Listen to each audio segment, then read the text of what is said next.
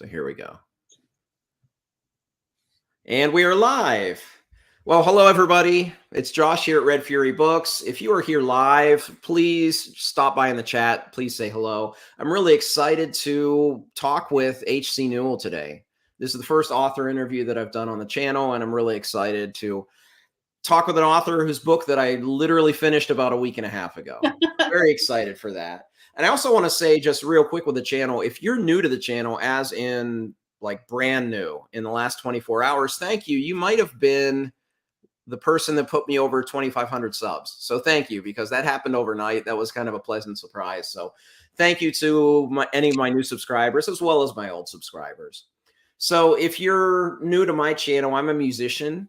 And one of the things that I love talking about all the time, besides books, obviously, is just talking with other artists about their craft, whether they be fellow musicians or authors or dancers or visual artists. I just love hearing people talk about their craft. So some of the things that I will talk with H.C. Newell today regarding her craft, I'm really excited to do. We, of course, will talk about this book, Curse of the Fallen, her journey as an author, and so forth. But I'm already bloviating. So H.C. Newell, how are you doing today? Hey, I'm good. It's really hot in here, so long sleeves was a really bad choice. I'm doing good though. Just got off work. It's my birthday weekend, so it's a good way to happy celebrate. Birthday. I'm sure all of us wish you that. I got another author in the chat there. So Sadir, thanks for hanging out. If you have any questions about the craft, I know we all like to talk about that. But we're really excited to get started here. So let's just go ahead and jump in. First thing I'd like you to do is just give the audience here the elevator pitch for your book and your book series. Oh, Lord. Well, I'm really bad at elevator pitches, if you couldn't tell. So my books are basically just about a woman named Nirana, who is a sorceress. She is a human who is born with magic, and anyone born of magic to humanity is considered evil. They're considered demonic, and they are executed for that. So she is on the run to basically free herself from a curse that ties her to the Order of Sorrow, who are the religious leaders of her country. And I'm seeing a lot of people. Hi, everyone.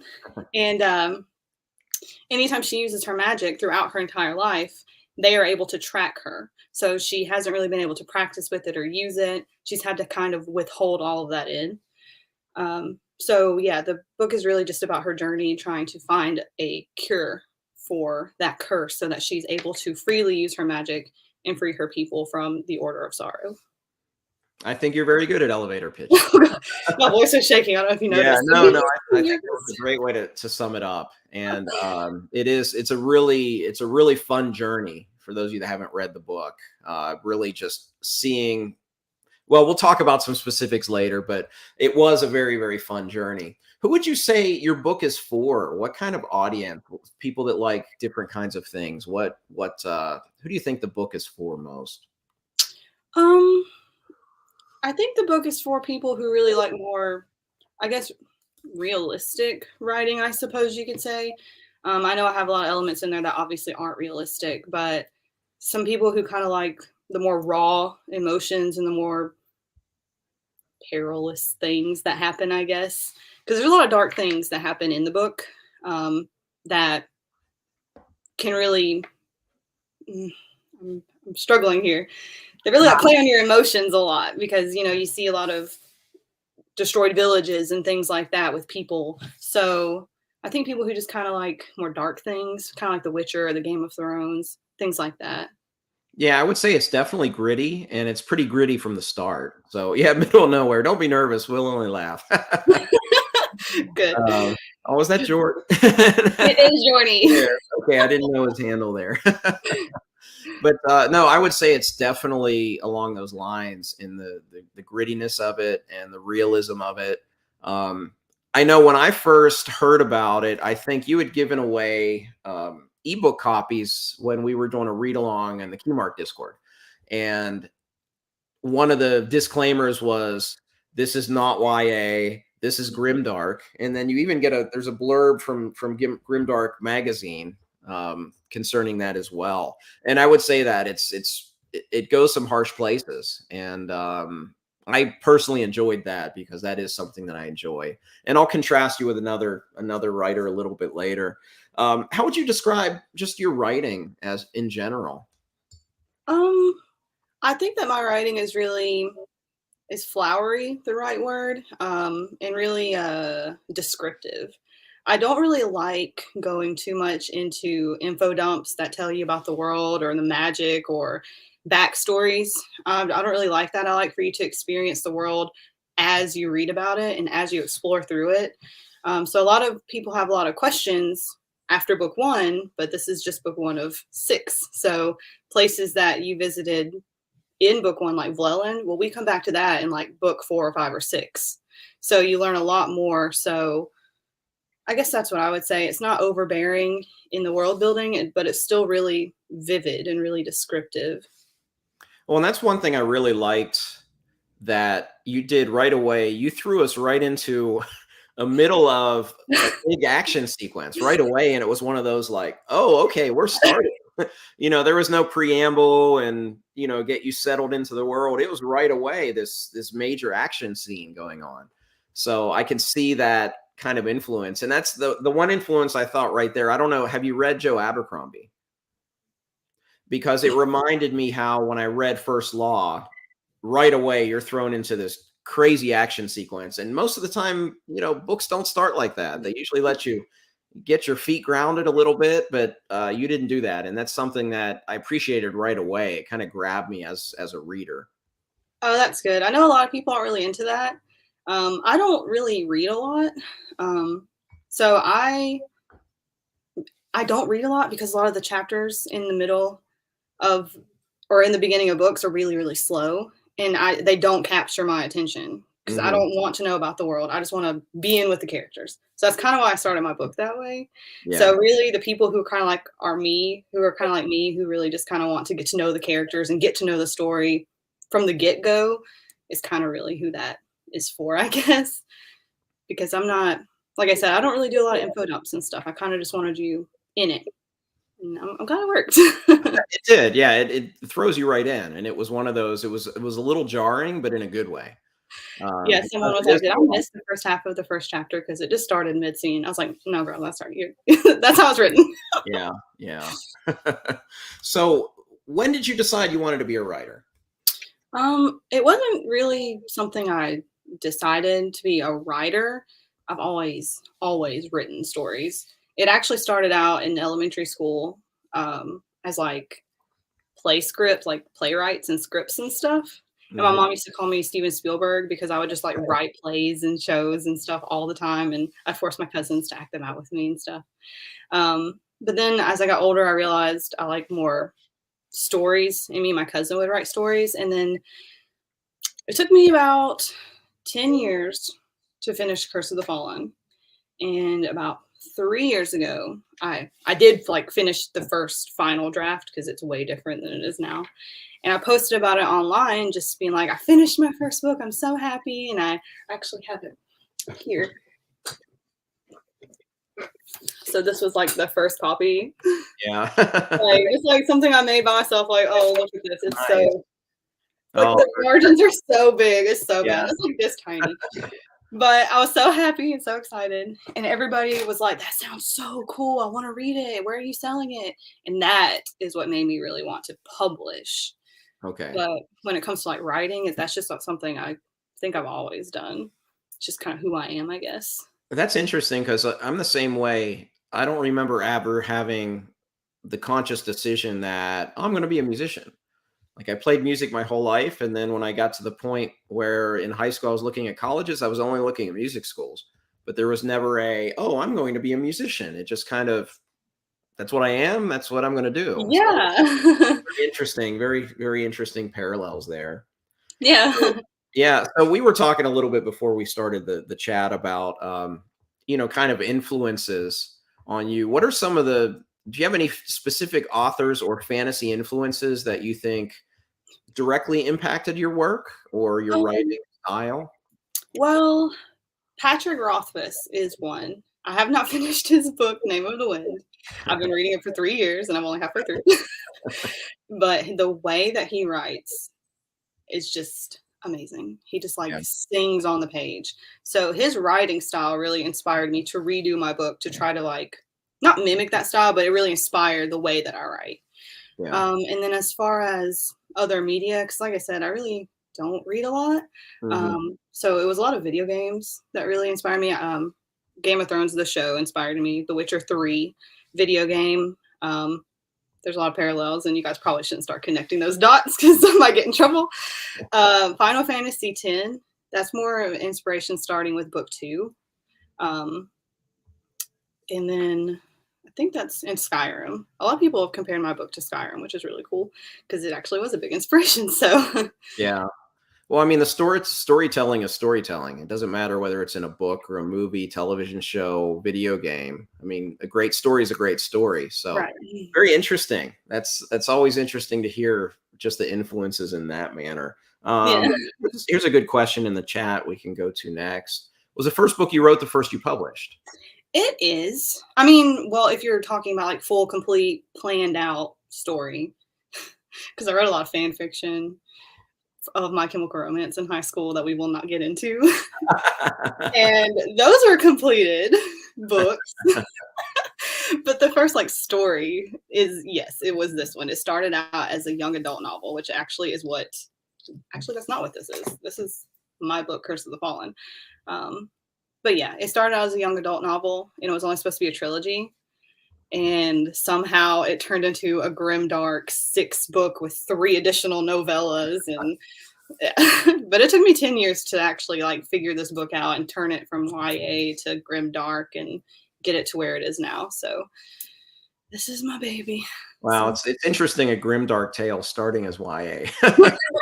No. I mean, that's a hard left turn. It is, but I was like, there's so many female authors who write YA, and there aren't enough to me. I told you I don't read a lot, but I don't see or hear a lot of women authors who do darker themes. They usually just take the easy route and go like romance or something, which is fine.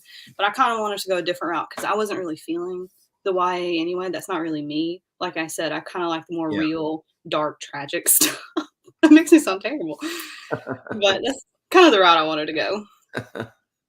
Well, we got one person playing Skyrim right now, so Awesome. and Sadir wants to hear more about the fan fiction. That's great. No, you don't. Trust me. I made sure in high school, I made sure to throw those away because I knew when I become an adult, I'm not going to want those to resurface. I think I threw one in the fireplace. I was like, there's no way this is getting to anybody. Don't want those to see the light of day. Because I had to write them in notebooks. I didn't have a computer. I mean, I'm not like ancient, but I didn't have a computer growing up. So I had to write them in like spiral bound notebooks, and my friends would read them and they all loved them. Yeah. I don't remember them. That's great. So what was the steps for you going from that first book that you held up to? I mean, obviously this is a very polished product. You got great artwork, great layout in between and everything. So what was kind of your journey in learning about how to do the self-pub thing and navigate all of that world? Well, I started off wanting to do traditional publishing. Even when I first published Curse of the Fallen, it was not where it needed to be. So no one was about to call me back for that. I redid it. It's the 2nd edition now, but I did want to go traditional publishing. And then I realized that you have to do query letters, and I hate query letters. They're the worst. So I just gave up on it. So I was like, I'm just going to go self-publish because I'm too lazy for traditional publishing. And it actually works out a lot better, I think. I don't even know if I'm answering your question. But Well, I think with self-pub, the biggest draw, it seems like, is you have 100% control over every aspect of it. Yes. Artwork, editorial, and all of that. Yeah, and that was another big thing. I'm glad you brought that up because that was a huge factor in why I didn't want to go traditional, aside from the query letters, which is the number one thing. It was that I've been working on this book for 10 years, and I don't want somebody to tell me, no, we can't have, like Viking style elves. We need Tolkien style elves because I'm not about to change that. And they would have had the right to tell me that. Yeah. So it was really an ego thing, honestly. I didn't want to change anything. I'm glad. So when you did the process, I know there's different like vendors. Did you go through the? I think there's an Amazon vendor that you go through. Is that how you went through yours, or? Yeah, that's the only one that I've done. I keep telling myself I'm going to look at others, but then I just don't. It seems like that one's the most widespread Yeah. for sure. And it has KU and all that stuff on it, which is, I think Amazon is the #1 bookseller. It is. So I mean, and I could do like, I think it's Kobo or something, and possibly Mm, get my books into like Barnes and Noble. yeah. But I'm doing fine right now, so I'm just gonna stay where I'm at and just kind of keep So doing what I know. who did this artwork? Because I love the cover of it. Thank you. It was actually my artist. I found her on Reedsy. She's not there anymore. Her name's Thea. And if anybody wants her information, I will gladly give it to you. She's booked out forever because she's amazing. But Obviously. I sent her this. This is what I sent her. Yeah. And I was like, I have a tree in my book that's, glowing. It's kind of like the tree of life, like Yggdrasil. I cannot say that thing's name. And Yggdrasil, I think is his name. Yes, that's it. Yeah. Yeah. And I was like, I just want it in a cave, like a dark, mysterious looking cave with magic. And this was her first draft. Like, this is the first thing she sent back to me. I was like, sold. I loved it. I loved it. She's amazing. That's great. All right, let's talk about your writing. Let's talk about the craft. First question: are you someone who do you set a schedule? Do you write a certain time every day, certain days a week, or just you're shaking your head? So you, so just when the inspiration hits you, then. Yeah, you can tell with my writing if I'm forcing it and if I'm not. If I don't feel like writing, but I want, like sometimes I want to, but my brain is just like, no. You can 100% tell a difference because the writing feels so forced. So I've learned to just kind of when I get into the mood and whenever my mind is in it, then I'm in it. And I just kind of write. And I'm really lucky because I have a job where I work from home. So I'm able to kind of like write while I work sometimes. Okay. Or like on my breaks and stuff, which is really nice. But yeah, no, I'm not scheduled enough. I'm not a scheduled person. There's no way I'm sitting down and writing 100,000 words or anything. Well, No. that's why I always love talking about the craft because everybody's so different. I know from just all the composers I've studied, some of them were very scheduled, some of them were very erratic, and every whatever works for you obviously works. So that's why I always find it interesting. So Yeah. another aspect of your craft, are you someone that do you consistently like revise as you go and edit as you go, or do you write long tracks and then go back and do that as a separate part of what you do? Well, I have a beta reader who reads my chapters as I write them. And so she'll go through after I write it and she'll be like, hey, this word is wrong, or this doesn't make sense, or they said that here, it's repetitive, stuff like that. So that really helps. I don't really go back and check for grammar because I'm not good at that. So I'm just going to find stuff that isn't there or overlook stuff that is. But what I was telling you before we started, I had to go back through and basically rewrite a lot of my book because I'm only halfway through the third one because I realized something about the plot. I didn't like it. So stuff like that, I have to go back and change to make sure the rest of the story progresses right. But little stuff, I kind of just leave for the second draft and the third draft. Okay, that's interesting. I think a lot more authors nowadays definitely do the the beta reader thing. So it's interesting you do that. Get a little happy birthday from Bo there. Thank you. I guess before I go on another one, here's another good one. Will there be trees on the remaining covers? That is plan. I already have the cover for book 3. And I'm really excited about it. I have showed a couple of people in the chat. It's very selective, but as you can see, here's book 1 and 2. So this is kind of the plan that I have. Each book is based in a different part of the world. Except 3 and 4. 3 and 4 was actually 3, but it was really long, so I had to split it into 2 books. So both of those are going to be in the forest. But I try to take a scene from the books and put the tree on it. I really don't know why the tree, because even in this, there were no trees in this, by the way. There were no trees at all in this draft, and I wanted a tree on the cover. So I had to put the trees in the book and make this whole lore over them so I could have them on my cover. I was going to say, it's like an integral part of the world building. Yeah, I was like, I really want a tree. I have to make important trees. That's interesting. It's like, I want to cover this, so I need to write this into the story. Like, yeah, that's real. I don't know what it was, but I've always, even whenever it was a YA book, I made the Tree of Life, and it was like green and glowing, and there were no trees. There may have been like one tree in this book. There were no trees. So I don't know what it was. It just, the tree just calls to me. I don't know. That's good.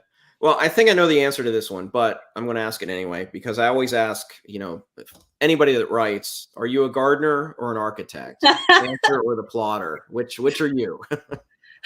Okay, the funny story about this, and Sadir is probably going to bring it up in the chat, is I had to ask him what that even meant. I was like, what does that mean? How do you compare those? I don't know what he's asking. He's like, look up a plotter and a pantser. I was like, I still don't understand. So I think I'm more, if he explained it right, which he probably didn't just to mess with me, of a gardener, which is, I do plot my books. I have a 6-book series. There's no way I'm not plotting this thing. So whenever I finish a book, so for book 3, I just wrote the plot for that, like the whole outline for it. And then after I'm done, I'll write book 4s. But they're really just kind of used as more of like a roadmap, because they never wind up being what I actually write. Yeah. It's really just for me to have a good, clear picture of the path I want to take. But then once I start writing, I honestly just kind of let the story lead itself. And then I use if I start to think, oh, what can I do now? I go back to my outline and I just kind of veer back on track a little. Yeah. So kind of both, I guess, but I don't really look at my outline too much after I write it. Yeah. So you're probably more of a pantser, but there's an element of plotting in there. Yeah. Both that exposed. I outed myself. But yeah, I would agree with this, Jim, here. I mean, that certainly hurt the last 2 books, I think, of Song of Ice and Fire, because George R.R. Martin he's the pantser, he's the gardener. I also do think that oftentimes that kind of writing can reach higher heights than the ones that are strategically plotted out, 100% in advance. But the plotters are oftentimes the more consistent authors, because they know exactly where they're going. I mean, yeah. Anderson, case in point. I mean, the guy basically struggles to write a bad book because he always knows where that landing. So, but I'm always curious about that, because I know that's like my favorite author, Stephen King. He's a pantser, and it means that he reaches the highest of highs, but then sometimes he just doesn't stick that landing. But actually, I feel like your approach feels like a good kind of amalgamation of the two. It's like, I know where I'm going, but I'm going to let it percolate along the way. Yeah. I have to know where I'm going. Otherwise, I don't just plan, like, I have the beginning and the ends of every book planned. None of the little details. I don't figure that out until I'm getting to that book, because that's just too much. So, and I know things are going to change, so it's just going to waste my time. So, yeah. And then book 3 and 4, they were always kind of supposed to be separated anyway. But the forest arc, it's just stretching into both of them. And I was wanting to do it in just one book, but it would have been like 800 pages. Okay. So it's got a good ending. And then it focuses on, because there's multiple antagonists. So I hope it's good. Fantasy fans, we don't mind those chunkers. 800 pages. I think a lot of people would still be okay with that. Probably, but my bank account wouldn't. So. Oh, I guess that's true. When you publish it, it's going to be a much different. Well, editing is going to be outrageous. Wow. So yeah, and most of my books, I'm trying to keep them. I don't like really, really long books. Yeah. Hey, Big Al does BookTube. He has a great channel. Check him out. Thank you for the super chat there. Missed the elevator pitch. Do you want to do the elevator pitch again? Oh no! Don't make me do it again. It's great. No, I'll try to do it. See, I won't do it as well. So Nirana is a young woman in the fantasy world who has a form of magic, but she has this curse on her that if she uses the form of magic, basically the big bads in this world, this religious sect called The Order of Sorrow. or Order of Sorrow. I couldn't remember Sorrow. The Order of Sorrow, they can track her down, and they're trying to eradicate her because she may be part of something that could bring down their order. And Curse of the Fallen starts with her trying to find a way to get rid of this curse. So was that okay? Yep. I don't know if you said when she uses her magic, they can track her. I don't know if you said that. Maybe you did. I think I did. I might Okay. not, but I was rambling. But yeah, that's the elevator pitch, and I read it like a week and a half ago, and it jumps in and takes you on this journey with her very, very quickly. It's fantasy action on drugs. Y'all know what's so funny? Because I told y'all I don't read a lot, and I really mean that. You can ask people, like, I don't know anything. And I thought my book was slow. People, I am so surprised when people tell me how it's just like super, super fast paced, because I was like, there's only like 4 fights in the whole book. So I was thinking it's slow. So I was like, I need to add more fights. So book two is overload. It's got a lot of fights in it. So I kind of learned that that's not right. So book 3 will have a lot less fights in it now. No, I wouldn't say. I think some authors take the fast pace action too far. And I wouldn't say Curse of the Fallen is even close to that. Oh, that's good. I've read that. I think a lot of times it's almost too fast where there's not time for character moments. And I felt there were a lot of character moments in Curse of the Fallen. So I don't feel that it was too fast, but it wasn't slow. It was just, I'd say the fast part of it is how it just throws you right into that first scene. And like right away, you're like in the middle of it, without preamble. So that's part of the fast as far as I would say it. But Okay. yeah, I would definitely say that. Um, absolutely. So let's talk a little bit about the book. We're going to keep this spoiler free because people in the chat haven't read it. But one thing that I was really impressed with in your book is just the detail of the world building. I mean, you have not just what you read in the text, but you have 2 great maps in there. And then something that I know most of us that don't do audiobooks really well appreciate is you have a 2-page pronunciation guide, which is kind of nice. So we're never wondering if we're saying something wrong because we can look at the pronunciation guide, because how often do we have different ideas of how characters sound? What was your process in just developing this world? Because I felt it was very, very detailed from the start. Like I said, it started off a long time ago, and I mean, I don't know. I thought it would be cool to kind of have each book be in a different area, because that way you could really explore all of the world. So I knew that I wanted forest elves. I knew that I wanted an evil religion, and I knew I wanted the elves and the humans to not get along. I mean, I don't know. It took a long time. I don't really know how I came up with it. I know that I wanted to separate it as much as I could from reality and from current fiction. So a lot of the races, like the halflings, and then I have sort of orcish people in book 2. And the elves, they're all kind of different from like normal halflings and normal orcs and elves and things like that. I mean, I don't really know what my process was. It just kind of developed over time, over the years. I'm still developing it. Like as I go through book 3, I don't have the forest planned out. Just wherever they go is where they go, and then I make the map afterwards. Well, it's interesting. We were talking about elves before we went live, and that's one thing I loved. Just seeing elves, but in a different light.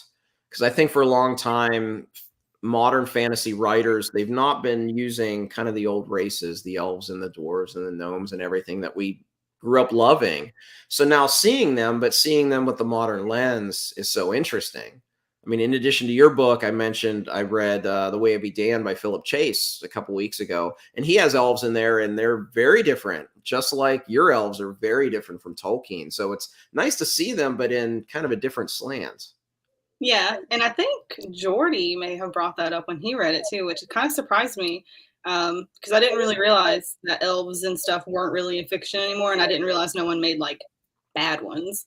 So I really like Nordic Viking culture. So I kind of wanted to go that route with the elves because I didn't really want my humans to be. I mean, they're not really. They're just inspired by them. It's not like based off of any of their mythology and stuff because I don't know it enough to try to recreate it. But just kind of more of that like rawness and the gritty sort of characters and stuff.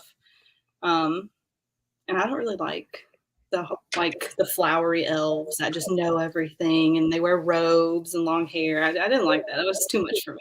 Yeah, The realness of them. I want them to not like humans, and I want them to not like each other. That's it.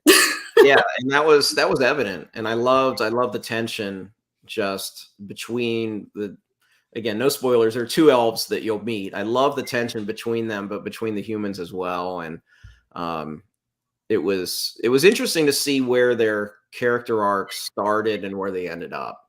That's one thing I really liked about both of those elves because it's a bit unexpected, I think. You know what? Now that you say that, I never realized how both of their arcs kind of do what they do. I think I know what you're saying, and that's really interesting because I didn't really even plan it that way. So well, it worked. Yeah, that is. Okay.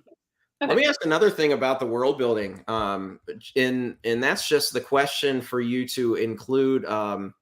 You included footnotes, which I thought was really interesting.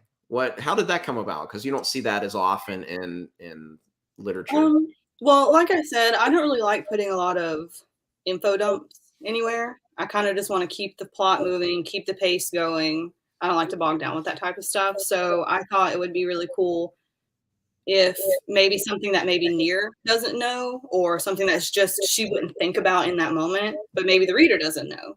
So it'll, they'll have potions, for example, and we know that potions are banned because they are magic, right? So the Mythic Nine creates potions, and one of the characters was in the Mythic Nine. It's like I don't know, just like a gang or something. I don't know.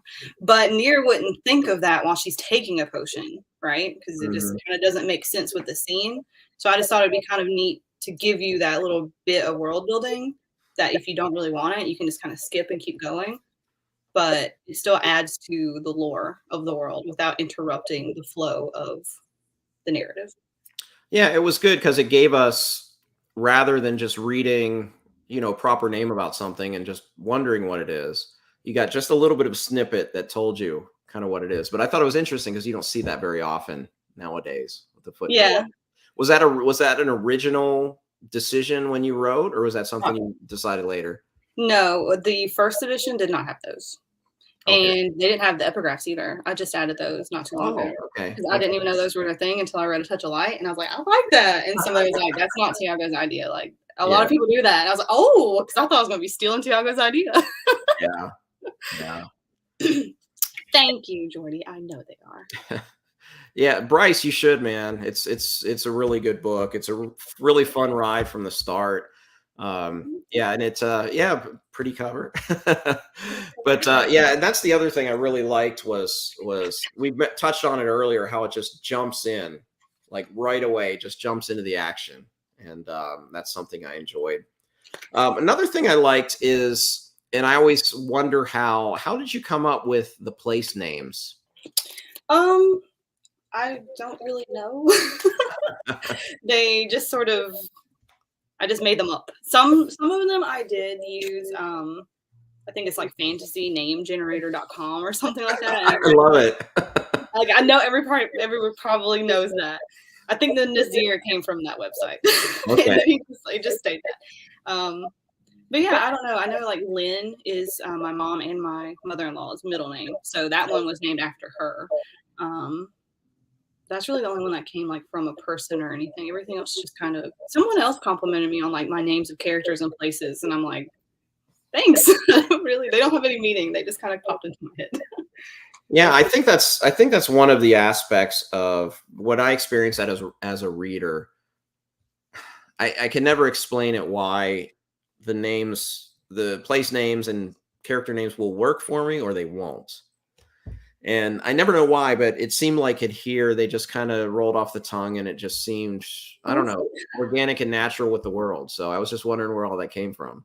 Yeah, no, I wish that I could say that my names come from these really cool constellations and they had something. I'm not, they're just names that I just made up. Yeah. No, I love it. Keep it real.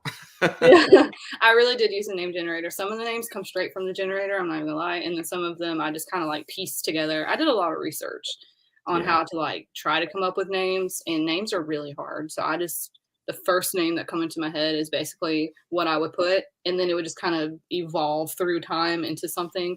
For instance, Eberd or Lorik is his name, and he's a bard, and his stage name is Eberd. Ebert is just the word bard with an EB at the beginning of it because I could not think of a name for him.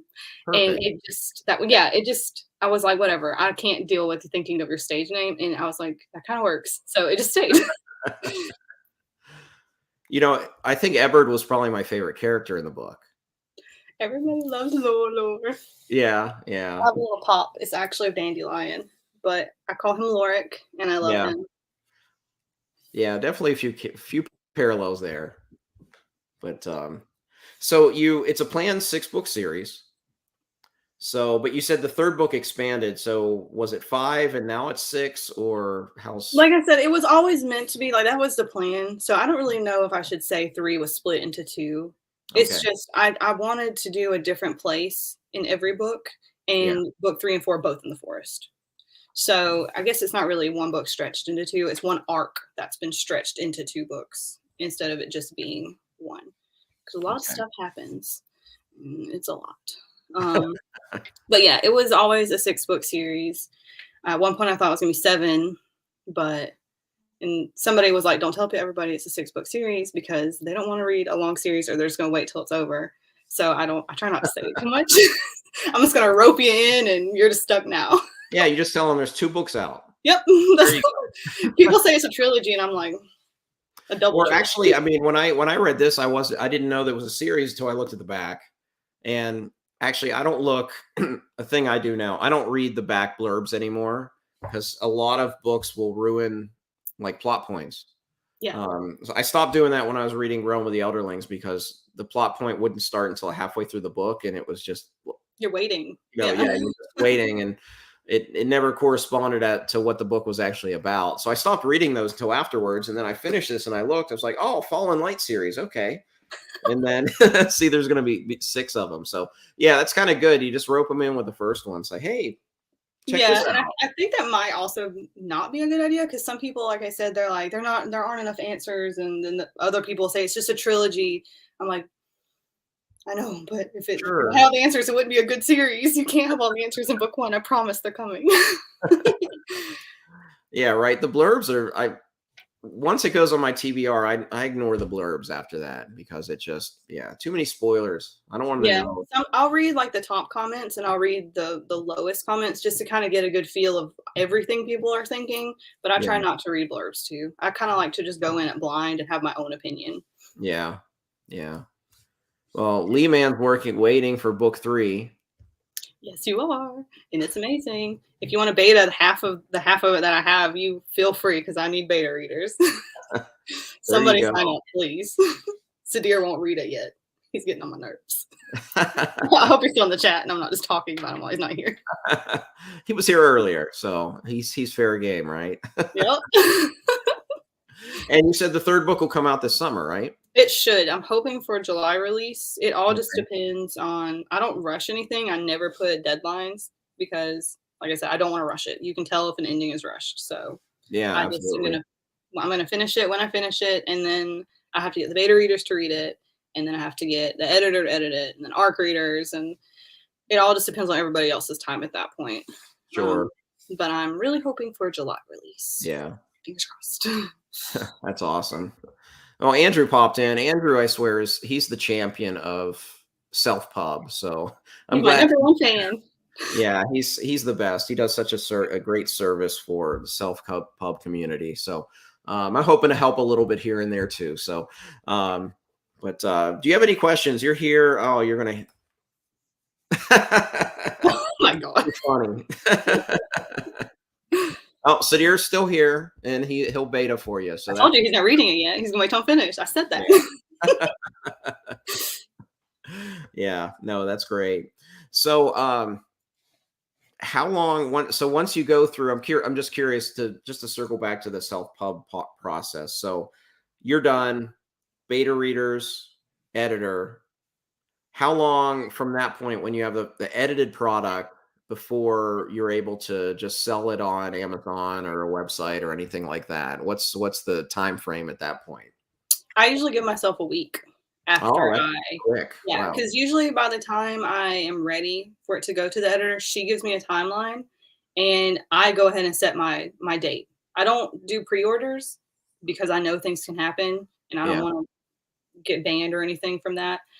I learned my lesson.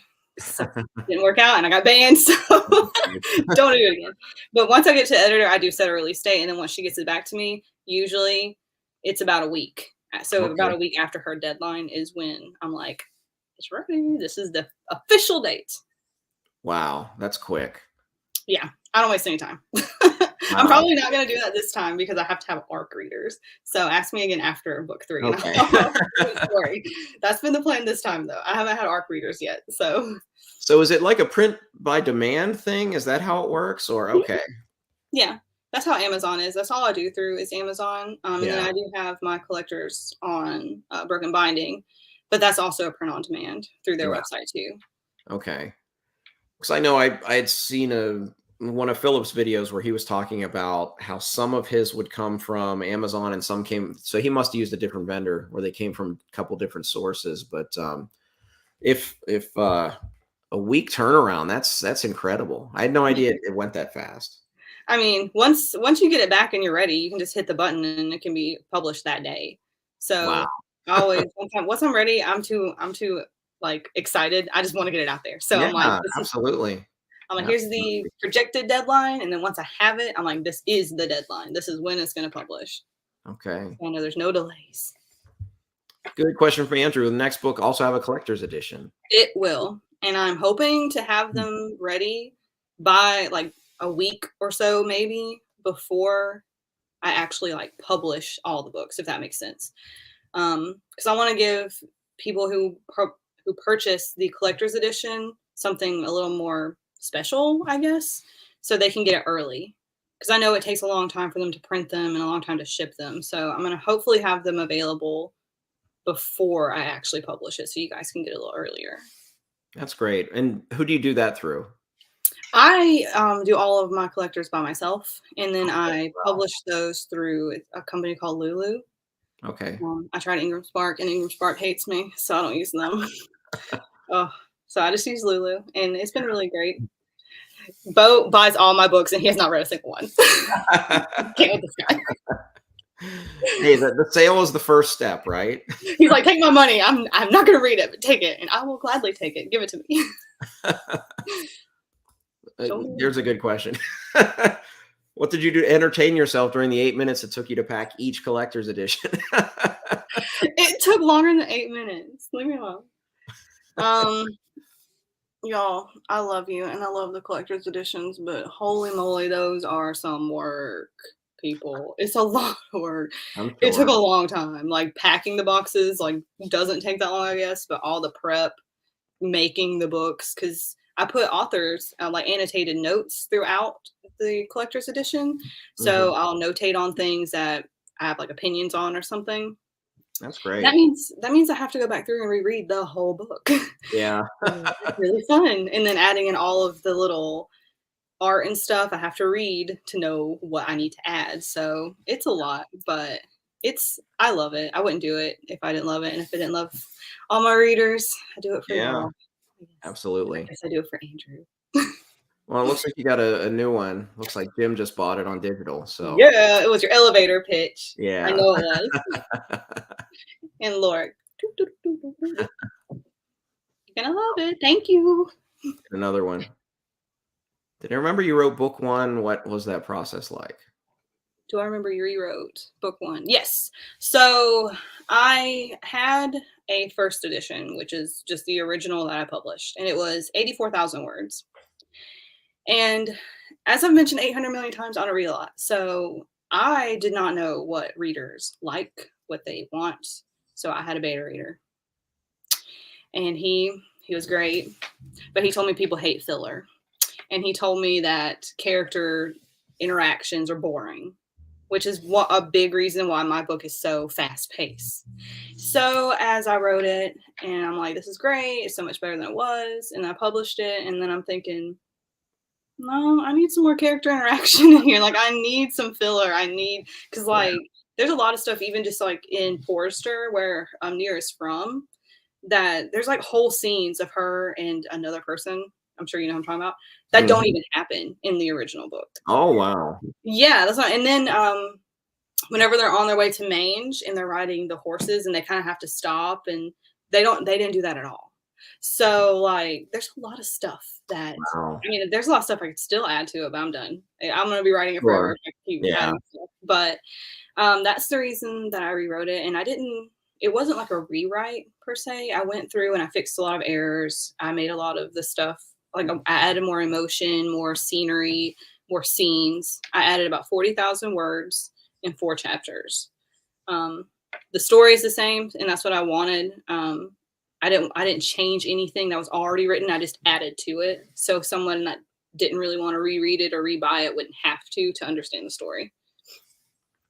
But yeah, it was a long great because it sounds like the things that I mentioned that I liked about the pacing, I wouldn't have liked the first version because it would have been too fast paced. Because I did like those quieter character moments. So yeah, and he was like, "No, that's boring. Take it out. Take it out." I'm like, "But I don't want to." He's like, "Trust me, I shouldn't have." But it's all a learning process. Like I said, book 2 is really, really fast, and I've kind of learned from that one. Like, I need to take it a little bit slower. So I feel like I'm really finding my niche in all of this, and kind of like hearing feedback and learning from my previous books and books that because I have read some books. I'm learning from those. Sure. But let's see. Just a little shout out here, little PSA for Keymark Discord. Wow. There's a great read along going on right there right now. I'm on Derry's team. We're hoping to make a comeback. Anyway, for anyone that doesn't have a copy, they're going to give away for 5 Kindle copies. So if you're not a member of the Keymark Discord, go find the Keymark Discord and come hang out and talk. It's a really great community, and a lot of great readers, writers, and booktubers are there. So it's a great place to go, and you can maybe get a good book. Definitely Here's a good question. How'd you go about finding your audiobook narrator? Andrew's just full of questions. Yeah, I love it. He should have just had me on his channel too. Right? So I just used ACX, which is Audible. And actually, no, I did use Audible. But my narrator, he actually messaged me on Instagram, because it took me about 2 months to find a narrator. I interviewed a ton of people. And I knew that I didn't want a female, because no offense to female narrators, I just don't think that they can do like dark stuff justice. And I have a lot of men in my books, and I don't think it would have come across well if like Avalok had a female voice. I just don't think it would have worked. So anyways, so I interviewed a whole lot of people. I listened to men and women and all different accents and stuff. And then my narrator messaged me on Instagram. He was just like, "Hey, I've read your book. I absolutely love it. I'm getting into the narrating. I'm new at it, but I want to send you a clip if you'll let me." And I let him. We had to do it through ACX, which is Audible, and it just blew me away. Like, his accents were he just blew me away. But I don't know. I'm sorry. No. That's just great. That just to stumble on a great narrator that way. That's cool. Yeah. And I don't know if he's going to continue the series. We have talked about it, but I haven't really heard from him in a while. He was supposed to finish them in March. Okay. Books 1 and 2, and I haven't heard anything. So I may have to get a new one, because the audiobook for Curse of the Fallen is in the first edition, which is the one that doesn't have as much stuff. Yeah. And I really want to redo it. And then I want to work on 2 and 3 and the rest of them. So we'll see how that goes. Well, Al wants to compare the 2 versions. I don't know. I want to come to life. I don't know if you have to listen to the audiobook. The audiobook is in the first version. So if you want to compare them, go back and forth. Dialogues in book 1 or 2 are top notch. Thank you. Yeah, that's good, Andrew. We both led a read along there. And maybe I'll be watching a interview with you and Andrew. That'd be good. Yes, you will. I'll I drop am. in more author questions there. I'm He doing does like have another one here though. Ideas for future series. Would you let her finish the first one first? right. I don't. I mean, I always have ideas brewing in my head, and I'm always like, oh, that seems like cool. But I try not to get too invested because I know myself, and if I get excited about something, then all of my energy for this one's going to drop, and it's all going to go into the other one. And I'm Absolutely. sure other creatives can kind of understand that. Like your head really has to be in it, and if you get something new and something you just created, you're going to want to work on that. Yeah. So I did do people were asking me to do a romance novel based on my books, and I did start it, and it actually like won a contest and everything. But I realized I was writing that one way too much, so I had to like back off on it. Okay. But no plans yet. This one's gonna Yeah. take me forever to finish, so I'm just working on this one for now. Yeah. It's interesting. I have a friend that writes, and he says that's his problem. It's he'll be writing something, and then this new idea will pop up, and he'll be so excited, and then he'll go write that. So he has like 5 or 6 unfinished projects. And it's Yeah, just one of those, he has to write what's inspiring him at the time, which makes total sense. But, he's still lamenting the fact that he doesn't have anything done yet. yeah, So, exactly. yeah, I can totally understand that. Yeah. As long as your TV series doesn't air, I'm sure you'll finish. George R. R. Martin, yay. He's a Um, meme at this point, right? like if I got a TV deal, I'd want a TV deal more than a movie deal because TV shows they can go so in depth. Yeah, absolutely. We've I seen love that. it. So what's your experience interacting with the bookish community as an indie author? It's been amazing. So I just found Twitter like last year in November. And before that, I was basically exclusively on Facebook, which is really interesting because that's not a very big community there, but I had a pretty good following.